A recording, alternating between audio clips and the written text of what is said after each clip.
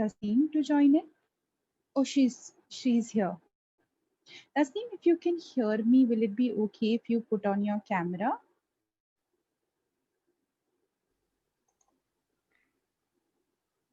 Yeah, does this work? Oh, of course. Thank you so much. Yeah. Good evening, firstly. So apologies, I'm normally before time, but yeah, I'm sorry. No, that's okay. Things come up at any moment. So I'm so glad, firstly, to have you here on behalf of FitKit and Project Mumbai. I'd like to really thank you for accepting our invitation and having to sort of chat with us. So thank you so much for doing that. And everybody who's attending the webinar, also thank you so much for dedicating this time with us. And the reason that we are here today is to discuss as to the impact that the pandemic has had on our mental health. And I think each one of us has been impacted through the lockdown, through the pandemic. But the intensity, of course, varies depending on where we fall in the socio-economic spaces. But we all have been impacted, and I think this is a space that is dedicated to understanding what the impact has been, and is there a way forward, and how is it that we can perhaps take care of our own selves and therefore take care of our communities as well.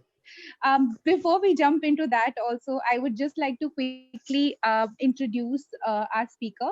So, Ms. Tasneem Raja is the lead at Tata Trust, and she leads the mental health team there. And so, I'm sure she has a lot of knowledge that we all can learn from. It has personally been a pleasure to just speak with you also. And I really look forward to learning from you and get chatting with you as well. And I hope that this conversation is fruitful. And at the same time, we are here today. ATM is a series that we had launched to look at various sectors of just existence and how they have been impacted, and one of which was mental health. Some of the spaces that we've already covered is, say, physical health. We've covered, how it is for police personnel, etc. So this is the time where we are going to be speaking about mental health. I myself am a psychologist by training, but definitely a lot to learn from you. So, is it okay if we get started with the questions? That's what the flow of the webinar going to be like. Before that, if you want to add something, Tasneem, I think you can, or if not, we can straight jump into the uh, question answer space. Just thank you so much for having me here. And I also look forward to this conversation. So, and I'm always happy to talk to Likewise. another psychologist. So go ahead, Devika. Yes. Oh, thank you so much. It's such a nice thing to hear also. So I know that we've also list certain questions down, but during the course also, if you feel that you would like to add something, subtract something, please feel free to maybe use that this space for that. So my first question to you would be: could you tell us a little bit more about the kind of work that you do? Although some of us are aware of the designation that you hold and the work that you do, could you perhaps a little bit expand on that, especially given in the light of the pandemic? How did coronavirus impact the kind of work that you were doing, and what was it like for you? If you could help us understand that. So yeah, okay. I'll just do this very quickly. Tara Mhm. Trust has been a player in the mental health field for over 3 decades. I mean, beginning at a time when no one really spoke about mental health, and all of that led to this program that we are currently implementing with the government of Maharashtra. So we largely have funded two very distinct buckets in terms of mental health. One is looking at institutional care pathways for people who need those kind of services. And the second bucket is to look at a variety of community mental health models in different shapes, sizes, forms, etc., and throughout the country. So different adaptations, like the model looking different in a hilly area as opposed to a tribal area, etc. Sure. What we are doing in Nagpur is both of them. This is a memorandum of understanding with the government of Maharashtra for implementing one developing the Nagpur Regional Mental Hospital, which serves 14 districts as a center of excellence, and which means that it's a set of reforms, systematic reforms for a 200-year-old or a 164-year-old hospital. So how do psychiatric hospitals play out in today's scenario of mental health care, where they are offering a bulk of the services even today in our country? So how do they need to reinvent themselves so that they can stay relevant in terms of meeting service user needs? And the second thing that we are implementing is to create a model for the district mental health program in India, looking at the Nagpur district. So it's a huge district. It has a stated population of 4.6 million. So, and it has both rural and urban segments. So tweaking the model and really taking it to scale across the district and making community-based mental health care services available, because by the government's own admission, the district mental health program has not been a success in or has had limited success in our country. So, so what is a scalable model in the real world? Now, in trials, we know that a lot of things have worked, So essentially, it is about taking that evidence and looking at how it can be scaled in the real world, working with the existing public health system, its strengths and its challenges, and fitting the model within that framework, looking at systematic community engagement, training frontline workers to deliver a bulk of the care. So all of that is what we are currently doing. Now, if you come to how COVID impacted our work, like you rightly said, humanity lived, the last time we lived through such an experience was 100 years ago, right? Absolutely. I mean, when we experienced the Spanish flu epidemic, and for our generation, or for the 3 generations that are probably alive today, this is a new experience. Right. And I don't think there are many in the world who probably lived through the other pandemic, So it impacted everything. It impacted all of us. And I will come to some of those nuances a little later. Sure. So how did it impact our work? Our biggest concern, see, there was a sudden lockdown, right? And a lot of people on the streets who were just picked up and jammed into shelter homes, etc. We know that a lot of street populations have mental illness issues. Of course. Right? And that exacerbated their mental illness conditions, etc. On the other hand, I would look at it from another angle and say that what really happened is, because these people were pushed into spaces, for protection and stuff like that, like, they were pushed into migrant facilities that were created, etc. They had access to medical care.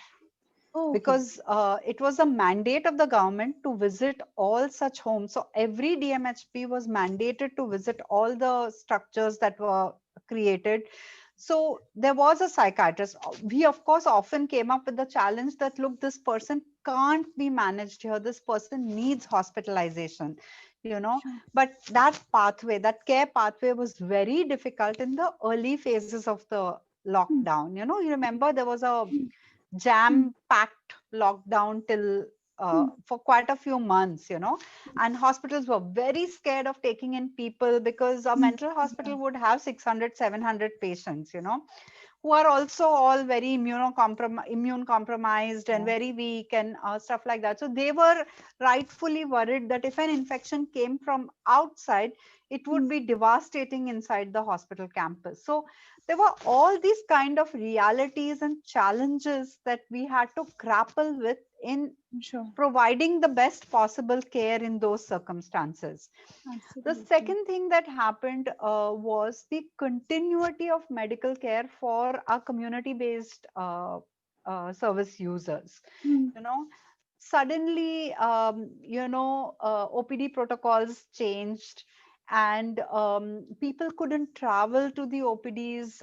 Medication continuity became a serious issue, especially in dementia, in schizophrenia, where that does play a very important role, so ensuring medical continuity of care was very, very critical during that period, and we deployed the team. So we didn't have a lockdown, really speaking. In fact, we had to work more hours during the lockdown. Hmm. And uh, uh, the only support was that Tata Trust was into the distribution of supplies, like the PPE kits and the Yeah. masks and all that. So we were also one of the teams that was receiving those supplies along with all the other healthcare government facilities, etc.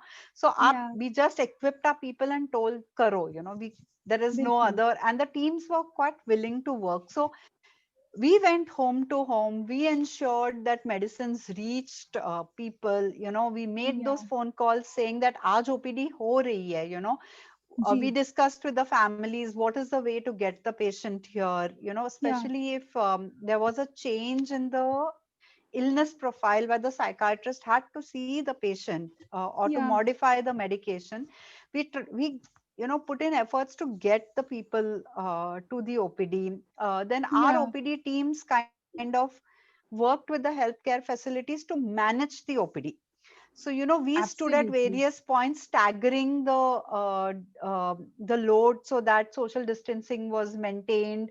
We stood with sanitizer bottles, asking everybody to sanitize their, making, doing all Absolutely. those processes.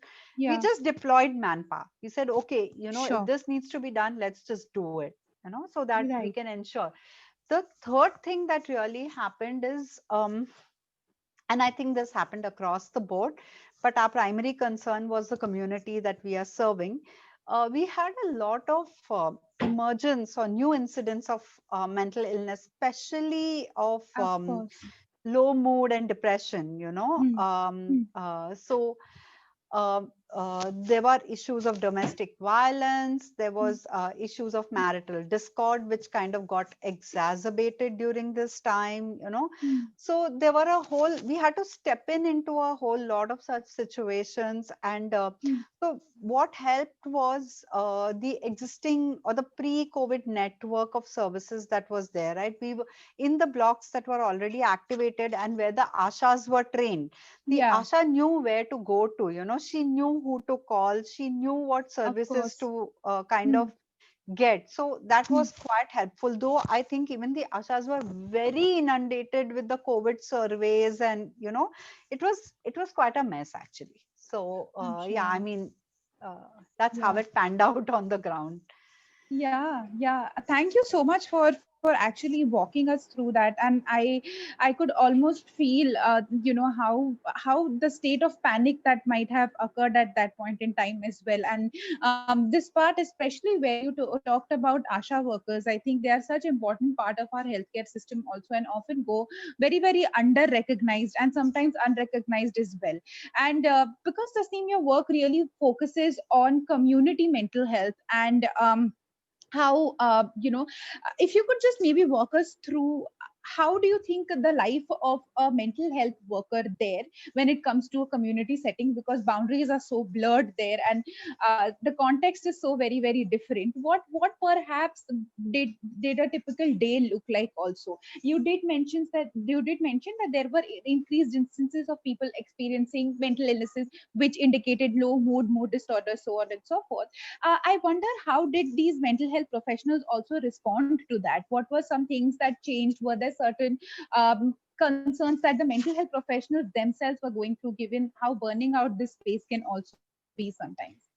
So, generally speaking, working in mental health itself contributes to a lot of burnout, right? I I mean, can it's agree. a high burnout field.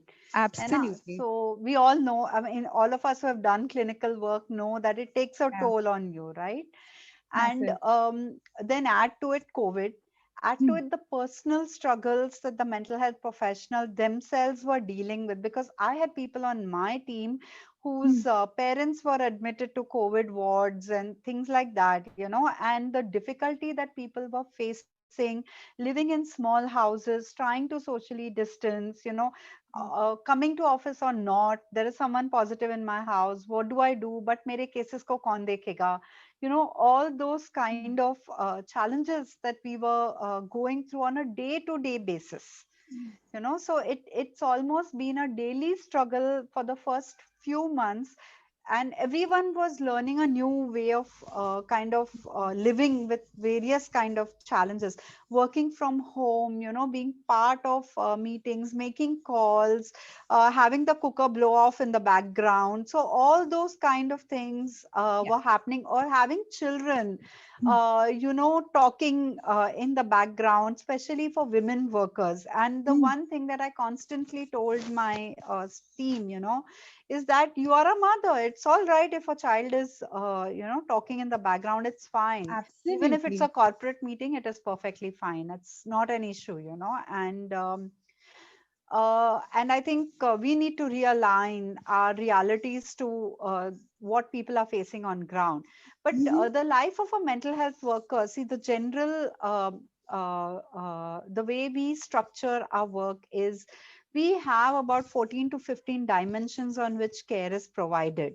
Mhm. So it is about community screening, then Mhm. जो screening में positive आए हैं उनको refer करना, ensuring that the referral loop is closed. Mm. If you refer the person, has the person gone for services, especially if there is a red flag. So we have certain parameters on which there is a red flag, Okay. and that person is a priority to be taken to services. Like if Yeah. there is suicidal ideation, or if the Of person course. has a distress level on a score over 30 on the K10, then these are priorities for us, that the person must Yeah. be seen immediately and must receive care, Yeah. Yeah. right? So we definitely, I mean, look, we are also working on very high volume. So the thing that is prioritized is, of course, the people who are scoring over 30, and who Of course. and or people who have suicidal ideation. Sure. So there is a tracker to follow and see if the referral loop is closed or not, and the community health worker has to put in a lot of effort to get the referral loop closed. One would Yeah. wonder that, अरे हम तो services offer कर रहे हैं, people should be taking services, but we know that with mental health, there are many barriers to Correct. service, to uptake of services, and the most talked about is, of course, stigma, but there are several other things. There is lack of understanding, there is Yeah. बाजू वाले तो बोल रहे हैं, या सास बोल रही है, अरे भाई बाहर की हवा है, so who do you listen to? Do you Yeah. listen to the community health worker who's telling you that दवाई से ठीक हो जाएगा, या do you listen to the experienced mother-in-law who's saying के भूत उतारने वाले को बुलाओ? Ji. So what do you do, and how do you find the strength to navigate through all of those things, the practicalities of getting to the OPD, taking services, the side Yeah. effect of medications if those are being prescribed, how do you manage those? Can you call the community health worker like 5 times and say कि हमें ये दिक्कत हो रही है, कि अरे वो दीदी बहुत busy होगी, उसको बुरा लगेगा? So there are Ji. so many things that come into play, right? So anyway, Right. getting the person to the services is definitely a task. I'm Making sure. those phone calls, following up. So Hmm. once the person is in the service loop, Hmm. then Hmm. ensuring that there is continuity of care. Hmm. If the person is Absolutely. supposed to come back in 30 days, why has the person not come back? Yeah. So we have a protocol for every aspect of this. When do Yeah. you follow up? How many visits should the person have missed before it becomes an emergency? Yeah. Absolutely. So Yeah. then making home visits. Home visits are made, again, we have a protocol, and we make home visits for multiple reasons. Hmm. It could be just के wider family के साथ engage करना है, so that we are Ji. able to provide a rehabilitative environment for the Yeah. person, or build a support network for the individual. So we do make Yeah. home visits for that. We make home visits when the person hasn't followed up or is not responding to calls. Okay, Hmm. so there are multiple scenarios. So every caseworker will have a list of home visits he or she Absolutely. will need to make. Then, as per the protocol and depending on the distress level of the individual, we have various levels. We have service packages at various levels. So we have what is called as a first responder care. Hmm. That you offer immediately. You can't go and screen someone and not offer something to them. Absolutely. That would be Yeah. highly unethical. So we have a first Yeah. responder care package that kicks in at that level. If you're talking to someone, here's Hmm. an opportunity to deliver the bare minimum of care for mental health, you know. Yeah. And every single aspect is detailed out, like what Yeah. does instilling hope mean, you know, and what are the 5 things you will do to instill hope. So it can't be sab acha ho jayega. You can't ji say that, बिल्कुल है बिल्कुल. ना? Because shayad sab acha nahi hoga. She's facing an alcoholic husband, so you can't say that, right? Of course. Yeah. So, Yeah. yeah. So, the second level of care is 2 sessions of intervention for people who are Okay. experiencing higher levels of psychosocial intervention, and the third level of care is 6 sessions of psychosocial intervention. These are pegged at different levels of expertise. So who gives the responder Understandable. care, who gives the 2 session care, and who gives the 6 session care? Accordingly, the caseload kind of tallies up for each individual at a Okay. different skill level in the system. Right? Okay. It also ensures certain level of supervision, etc. And there Hmm. is a kick-up mechanism. So if you've given a Okay. first responder package and the person is still reporting uh, distress, then you kick up the person in the system so that a higher skills individual kind of provides the next level of the service package. Understood. Hmm. Yeah. So these are then also, you know, in case of all deaths in the of people who are enrolled on the program are recorded, and whether or not it is a suicide or not, we do a we do kind of a verbal autopsy for every death, you know, because reasons for mental, we know that people with mental illness of all kinds um, have higher mortality rates at age norms than do others, right? So there are Sure. several reasons for this, and we try to document as much as we can, you know. Right. So these are the kind of services that a person in the mental health team is engaged in providing, then Hmm. continuously working with the ASHA workers. So for every set of ASHA workers, we have a community health worker who's directly responsible for those ASHAs. You know, mentoring, Hmm. supervising, stepping in Hmm. into difficulties that the ASHA is facing and resolving those issues for her are some of Hmm. the things that we do. And I'll give you a simple example. One of our ASHA workers got bitten by a snake when she was doing her field work for some other thing, not even Yeah. mental health. Okay. Yeah. But the CHW rallied the whole team and got support. Now, this ASHA worker chose to go to a private hospital Hmm. for care, you know, and finance was definitely an issue because, see, the ASHA worker also comes from a similar community background, right? Oh, of course. Of course. So she got her team members, you know, the entire mental health team got together and contributed and gave that contribution to the ASHA, you know, and that made a huge difference. It made a huge difference in how the ASHAs engaged with the community health workers because it's a community, right? बात फैलती है ना, and वो बिल्कुल. सोचा नहीं बिल्कुल. गया था उस time पे. I mean, it was just the community health workers' way of stepping in and Yeah. supporting the person who she was responsible for, you know. Of course. Of So it course. was just Yeah. that at that point. And when I think of it over a period of time, I realized that that impacted how ashas have responded to the mental health program on ground. Hmm. Yeah. Hmm. So Yeah. these are Of some of the course. tasks, and each of these is fraught with challenges, you know, because Yes, of it's a course. huge district. And Yeah. making a home visit to, say, a tribal pocket of a tribal, Yeah. you know, of a semi-tribal block of Nagpur Yeah. would have so many challenges. So if you look at a home visit protocol, you know, and the way we develop our protocol is one of the so-called, senior team members would write the protocol. Then we अच्छा. send it out to the team. Hmm. कि आप अब ruminate over this, discuss, and then we thrash it out with the set of block coordinators, you know. Hmm. And it was pointed out कि ma'am इसमें लिखना जरूरी है कि खाना लेके जाना और कहीं बैठ के खाना या कुछ तो रखना तुम्हारे पास खाने के लिए, because you may have 3 or 4 hours of journey time. Yeah. It wouldn't have occurred to me, honestly, Of you know. course, and how would it also? I feel that sometimes Yeah. it's so this thing. And while you were also speaking, the thing that stayed with me constantly is that you spoke about very very practical challenges such as my child speaking in the background when I'm in a meeting. And I think the fact that you told that it's okay, I think that's a beginning of such a structural change also, because unless people in power, like some of us who have power, will normalize certain things, that will not happen, especially in Yeah. these spaces. And I think that's such a great example of how perhaps we might want to also adapt to the new changes that the world is throwing at us as well. And one more thing I was picking up whilst you were also talking about is, I was firstly immediately transported to when I was training to become a therapist and doing my field work. And I completely resonate with the fact that it's it's a work that requires a lot of investment, emotional, mental, physical, everything. Being a community worker, I feel. And it's so much different than just coming for a session in that 1 hour, the conventional therapy that we know of.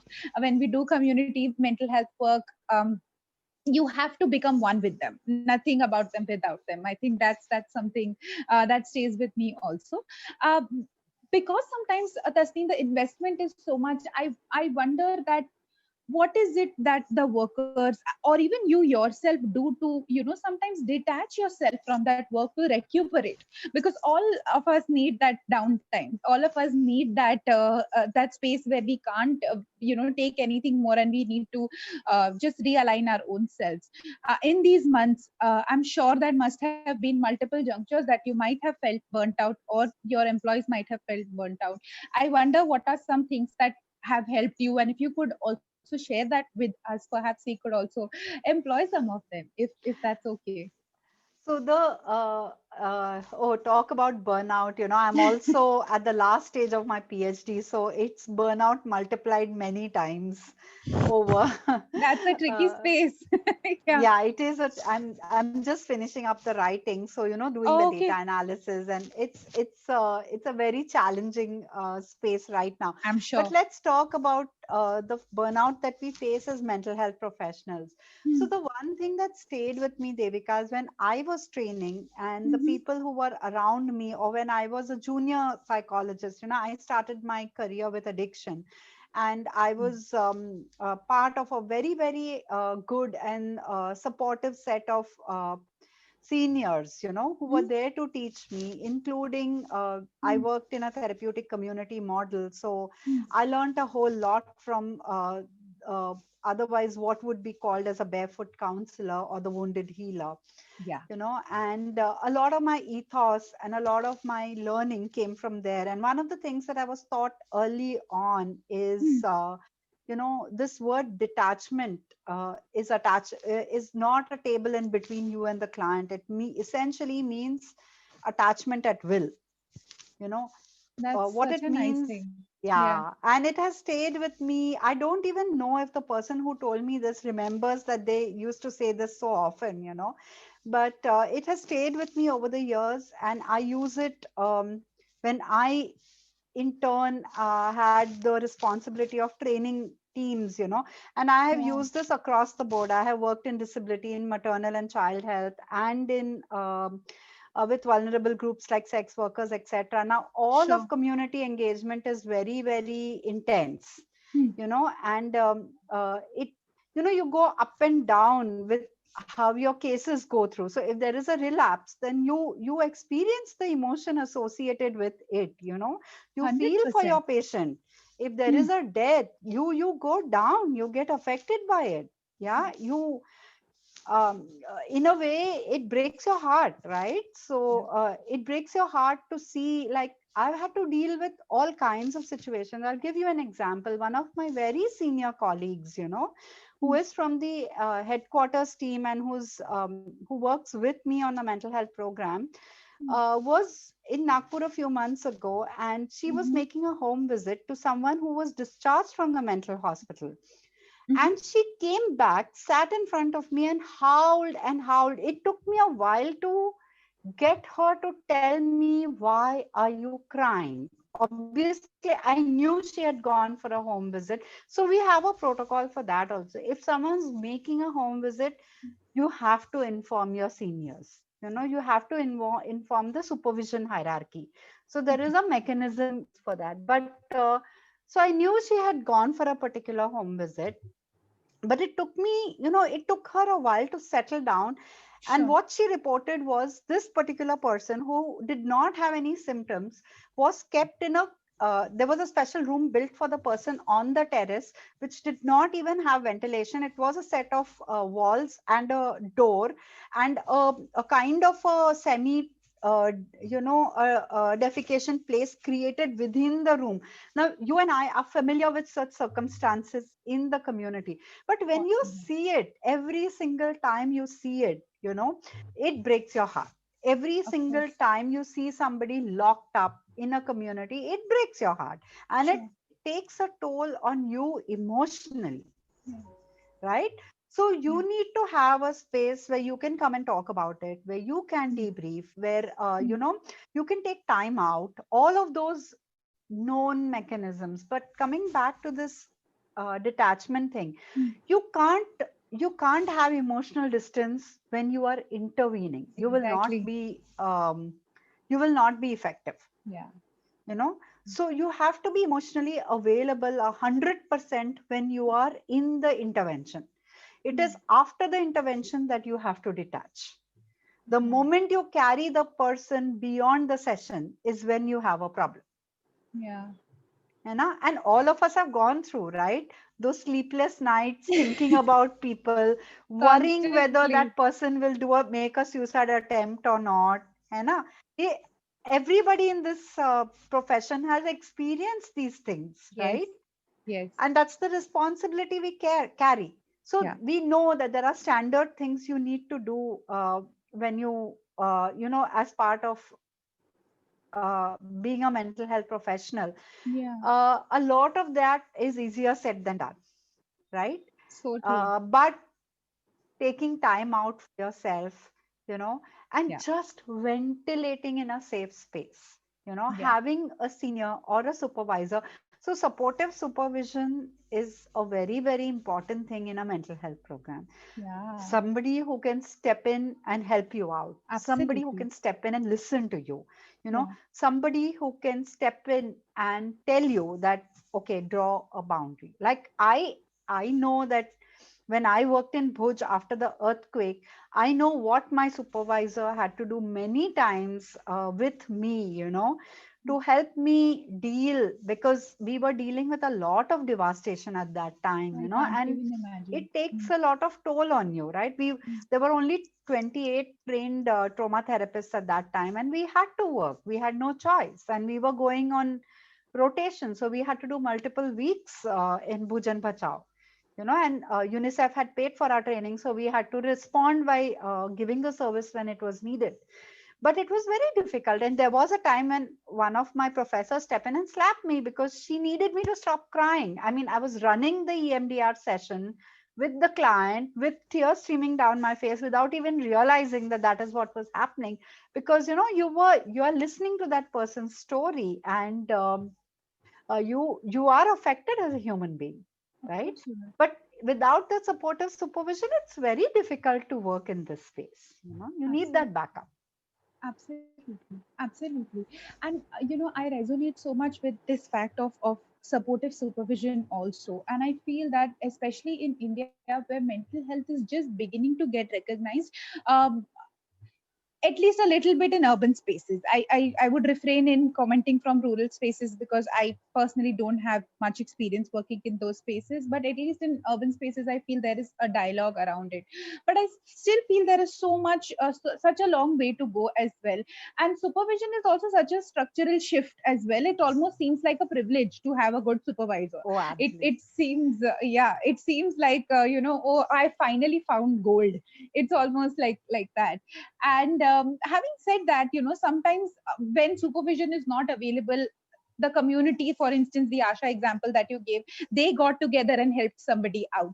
So therefore, sometimes community sort of substitutes, not in the correct sense of the word, but substitutes that support. Yeah, yeah. Which also brings me to ask my other question, that what are some strengths that we might have noticed whilst working in these years that community members had, that perhaps either allowed the work to be smooth, or if not completely smooth, things didn't go as bad as what we had predicted to go, if there was any prediction at all, considering we were all in such difficult times. But if you could just help us understand what were some strengths personally that you also felt that the community had, and you yourself personally thought that, okay, this is something that helped me cope in these times as well. So, my answer is going to be very, very positively biased because I'm a very firm believer of community, and it has come over many, many years of work. Yeah, So, you simply can't fathom the power of a community. I'm sure. And a community can be anything. It could be a group of sex workers, it could be Yeah, the commune of a mental hospital, it could be the general population setting, it could yeah, be pregnant and lactating women, anything that forms a network. And see, look, there is enough evidence to say, and I've read quite a few papers around this, that women who are part of self-help groups, etc., fare better in terms of their mental health stress and challenges yeah. than do women who are not part of a social Uh, network. mhm. It appeals to intuitive logic, right? That, yes, obviously. Yeah. So, and communities can come together and overcome absolutely mammoth challenges. And Completely I'll give agree. you an example from a very different area of work. I was working, I was doing a maternal and child health program for Tata Trust in Purvanchal. We were working across 9 districts of Purvanchal and some of the poorest parts of the country that I have seen, Mau and Ghazipur and Jaunpur, etc., which are really, really poor. And where adolescent girls have severe anemia, take home rations kabhi pahunchte hi nahi hai, PHCs kabhi chalti hi nahi hai, the ration shop isn't working. There are so many, the Anganwadi is closed, there are so many systemic challenges around this. Absolutely. And the women's so the whole health program, the maternal and child health program, was layered on a women's collective. It wasn't self-help groups, it was a different kind of collective, but it was layered on women's collective. And they Okay. came together and they put forth a community mechanism. So, we used to screen for anemia in adolescent girls, and Hmm. they said that hum ribbon lagate hain ladki ke haath mein. Agar hari, if she Oh, doesn't have a hemoglobin deficiency, she'll wear a green ribbon. Okay. If she wow, has that's wonderful. so they categorized it, they understood the Yeah. concept, they categorized it, and they used different colors of the ribbon, and the girls wearing the red ribbon. So Huh. whoever, even if the girl came from a Dalit household, the Mm-hmm. entire women's group came together to ensure that isko to khana milna hi chahiye, wo kahin se bhi aane do, वो बाजू के घर से आने दो, वो take home ration से आने दो, वो मिड डे मील से Yeah. आने दो, बट ये अभी Yeah. पूरा गांव उस बेचारी लड़की के पीछे पड़ जाता था, तूने खाया कि नहीं खाया, तूने खाया कि नहीं खाया, and that change the Yeah. Parameters, you I'm know sure. basic food, Yeah. because obviously these girls came, the ones with the red ribbons came from the poorest of the poor and the most marginalized households, and this Absolutely. this equalized the playing field, it changed the whole dynamic. So the power Right. of community, to usse upar to kuch hota hi nahi hai, And it's it's so huge. nice that you're saying this also. Yes, absolutely. It is huge. And while you were talking about that, I was just thinking that, it's almost like they got something to work towards and something that they believed in. And that was such an attitudinal shift also, which is so rare to do when it comes to one-on-one work, when you do individual level work. I think that's so different and just doesn't happen also. And this seems like such a shared cause, that one works towards also, which also makes me feel that sometimes intrinsically for a worker also, be it coming from whatever space that they're coming, acts as a huge motivation to do something. Then you Absolutely. don't need external motivations, etc. Yeah. Yeah, not to say that it substitutes external motivation. I No, but think I each think has. that makes a lot of, see, for example, lots of people have questioned, why ASHA workers continue to work. Often ASHA workers go out of pocket, you know, Yeah, but they continue to work for the shift that they see, in the prestige that they get, in the absolutely. recognition from the community that they get, in the Yeah. sense of making a difference in somebody's life that they feel when they save a mother from dying, you know, which human being will not be moved by that kind of dynamic? Yeah. Yeah. Yeah, so there is a lot, and it's absolute, you know, the work itself has a lot of motivators. Yeah. अगर Yeah. Downers है तो uppers भी है इसमें. Yes, and I think I was just thinking about that. And हमने strength के बारे में बात की. We spoke about strength and what was it. And I think that this is such a big part of it also. Feeling so invested in the kind of work that we also do. And I think massive respect to ASHA workers. I think they go over and above their capacity to just get that one thing done. For us, it will be like अरे एक ही गोली नहीं खाई iron की. But she will go and speak with the Yeah. patriarch of the family, speak, do street plays, etc. I've personally been a part of some to just get that thing done. Yeah, And once you talk to them, it's just like incredible amount of grit and determination that these workers also show. absolutely.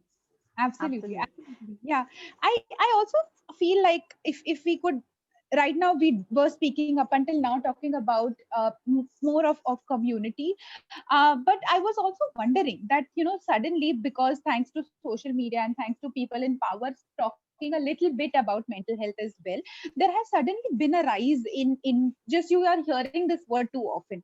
Not sure what meaning people are making out of it. I think that is a different conversation altogether, but just this becomes sort of like a word that everybody is speaking about. And suddenly therapy has become a normal part of our lingo, like we keep talking about it. Yeah. And there has India, definitely, and urban spaces of India have seen a rise in need of therapy. I wonder that you know, what are, as a system, are we equipped to deal with this change as well, this increased demand? Are we equipped to do that?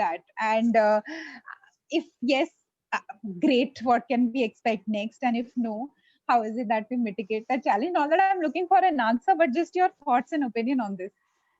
So, of course, the awareness that we need to reach out for help Hmm. has increased, and Hmm. unfortunately, kind of COVID just exacerbated that scenario. In our own Completely. personal and professional networks, a lot of people, just because we are trained mental health professionals, a lot of those queries are directed to us, right? I mean, people would reach out to you कि मेरे इसको तकलीफ है, कहाँ जाएं, किससे हाँ, बात करें, where do we seek बिल्कुल. help from, and I've made like massive amounts of referrals in the past few months, because I don't do Hmm. clinical work directly at all anymore, but I do have the referral network in place, and I've had to make several, or at least make that initial call, assess the situation, determine what is the kind of help the person needs, and make the appropriate referral. So one has had to do a lot of that. Now, there are two big issues that India faces, according to me. One is, of course, the paucity of services, which we have in every aspect, but more so, I would say, as in mental health. I mean, Agreed. try looking for a developmental pediatrician. There are 8 or 10 in the country, and you can list them off on your. You don't even need one full hand to list Fingers. them Yes, out. I Yeah. know. I know. Yeah. So we have a service paucity in various areas of healthcare, and the more specialized, the more, like for example, one of the things I had to defend at my PhD ethics was why does a mental hospital have epileptic patients? And I had to kind of Oh, explain to a bunch of UK people who have never stepped inside a low middle income country setting, that all epilepsy lands in psychiatry, because if yes, psychiatrists are rare, then neurologists are extinct in our country. So absolutely. how do you end up going to a neurological OPD? You Yeah. are not going to get access to that. So anyway, coming back to the matter in hand, so I think yes, we have a human resource deficiency, and Sure. there's a paper on that has discussed how is India ever going to meet the requirement of the Mental Health Care Act Oh, 2018, where yes. systematically the person has kind of, or the group of authors have discussed this and the resources that will be needed to Hmm. meet the requirements of what The we have demand. signed Hmm. up to. Hmm. Having said that, the second thing that again, I believe in and I promote task shifting and task sharing, right? I mean, you have heard me More talk power to about you. this, Yeah. yeah, on other occasions, and I firmly believe in it. I do that in my own program. Mm. So that is the way forward. The challenge is, of Mhm. course, the training and the supportive supervision, because Mm. a poor person doesn't need poor quality of care, or Yeah, making services available to poor does not mean poor quality services. So how do we ensure high quality services? Now, this is within the ambit of programs, okay? But mm. within the lack of regulation in Indian healthcare Mm. permeates into this as well. And Absolutely. that anybody without any training can set up shop and call themselves a mental health professional. Yeah. I had to defend once with the board of trustees that how are you different from Shri somebody, you know? And I'm sorry to take names, but I had No, to I defend think, to a board of yeah, trustees. Yeah, yeah, that's yeah, why is this different, or how is this different? And I had to say that this is backed by evidence on every single aspect that we are talking about. You sure, know, and sure. I think there's a place for everyone, but Mm. don't call it mental health professional help. Don't call it that, Mm. and co-work with other entities. Yeah, Like yeah, we always tell people that, for example, I was telling you of this case of Bhoot Utarna, right? We never correct. tell our patients ke mat jao. है ना? Absolutely. We always, I think most mental health professionals will always tell their service users, वो भी करो लेकिन ये भी करो. बिल्कुल, बिल्कुल. है ना? We Absolutely. always say that कि मत जाओ तो हम कभी बोलते ही नहीं है. Ji. Ji, absolutely. And that's such a nice way to also sort of get the other person to trust you also. Because if you're just going to say don't go, the person will be like, so what should I do? And from what you're saying, it reminds me of the concept of dawa dua. I think that's also a model that is very Absolutely. frequently followed, where a particular religious group also sort of sits with the psychiatrist and they work in tandem with each other. Yeah. And I think that has worked as well. And again, I was also thinking while you were also talking about, and especially how sometimes because mental health was up until very recently a concept of whenever you talked about, oh, it's a white people thing, or it's always looked out there, वो तो विदेश में होता है, हमारे यहाँ पे तो कुछ नहीं, सब ठीक है type. And of course it's starting to come here now, and people are realizing, and you have to defend to so many people, and there is an exhaustion with that too, which I completely resonate with. But I was wondering, where do you think just global mental health is headed towards also? If you could just maybe help us understand that, because it's so varied, and it's good that people from various ethnicities are talking about, minority models are there that are talking about how mental health is not very Eurocentric, heteropatriarchal, which it used to be, and how it's also changing now. But if you could shed some light on what are your ideas on how what can future look like for mental health, and especially given now we are hearing new strains of COVID, are we expecting something different? What can we essentially prepare ourselves for? Or we don't even know the long term neurological and psychological impact of so You're COVID तो so एक right. अलग ही challenge है. Bilkul. But Yeah. coming to the fact of the concept of global mental health, see, I think Mhm. it's an extraordinarily important concept, right? Mhm. In a world where mental health still sits on the fringe of things, and a mental health professional being counted amongst the time 100, which happened a few years ago, right? I think it's a moment of pride for all mental health professionals. And I don't know how proud Vikram felt, but I kind of basked in the glory that a mental health professional was recognized, Oh yes, and of course. so I think global mental health is now my concern is Hmm. globally the dialogue is moving towards young people and depression, right? Such an interesting perspective. Yeah, what about The the, yeah. narrative is around young people and depression, which I think is very, very important. Hmm. My fear is the exclusion of all the other narratives. Hmm. Okay. And my fear, especially as someone who works a lot in the severe mental illness space, is severe mental illness being pushed further into oblivion. It already sits in oblivion.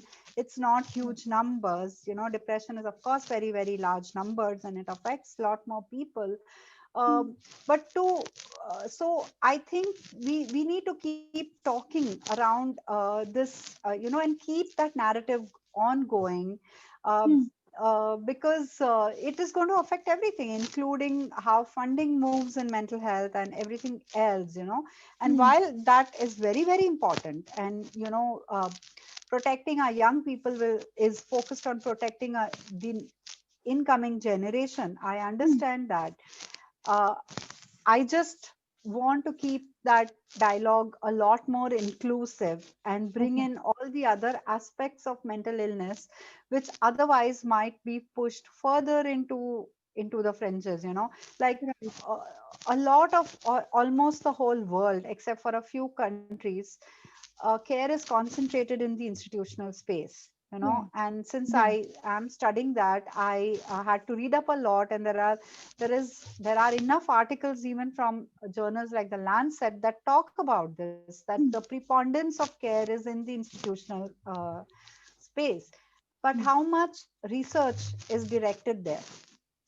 you know so my fear is a lot of the care is going to be non-evidence based, and is going to be pushed further away from things that are being discussed in mainstream mental health care.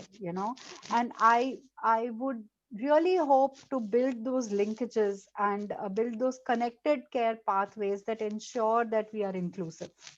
Yeah, absolutely. And that's such an interesting point that you're again bringing up as to where the dialogue is also about mental health right now. And you correctly pointed out it's mostly concentrated towards young people. And by young, I mean somewhere till 30, 35. That's where, even a mental health ad will depict somebody who is of that age range.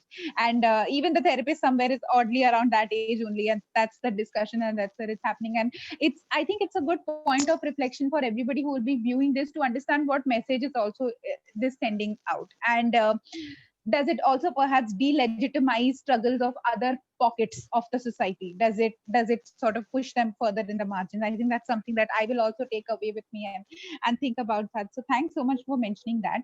Another very important thing, Tasneem, that you also spoke about just the economics of mental health and treatment, or mental health treatment rather. I think that is also such an interesting space. And given how much budget in India is allocated to mental health services, I think that's a different, I know that's a different conversation, but I also feel that going forward, there needs to be some degree of change in that aspect as well, and utilization of that needs to also happen. So thanks so much for actually really giving us this these thoughts to think about as well. But on a parting note, something that I'd like to ask you personally, if you don't mind sharing that, how do you take care of yourself? What is it that you do? Because you're doing your PhD, which is we all know PhDs, and you're on the final leg of it, so which means it's further challenging. Plus, I'm sure you're heading a couple of projects, and then also supervising a couple of people, also looking for protocolization, etc. And so I'm sure that there are like 10,000 tabs open in your mind. How do you sort of you know take care of that and take care of your own well-being, if you don't mind sharing that with us?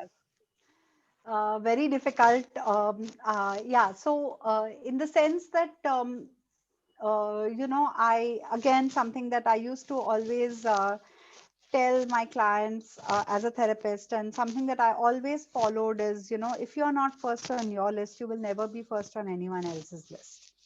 And that does not mean being selfish.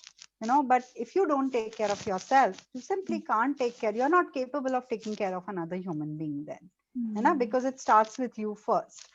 Hmm. So, in the various roles that I play, not only professionally, but also as a daughter, a caregiver, you kind of balance all of that. And for me, my family and my friends are the biggest source of energy and support. I have a family, an immediate family and an extended family that kind of stands by me and supports me. So people checking in, calls, insisting that just drop everything and do something, or just coming. I live in Nagpur right now, and oftentimes I'm alone. So I have sisters or cousins who will just make a plan and ensure that they are here, because if they're coming, then I have to stop everything, and it's family time, and that changes everything, right? It Calling does. friends, reaching out. Sometimes I just want my me time. I don't want anybody in the room. Yeah. I just want to be alone, and that's a Yeah. perfectly legitimate way of de-stressing.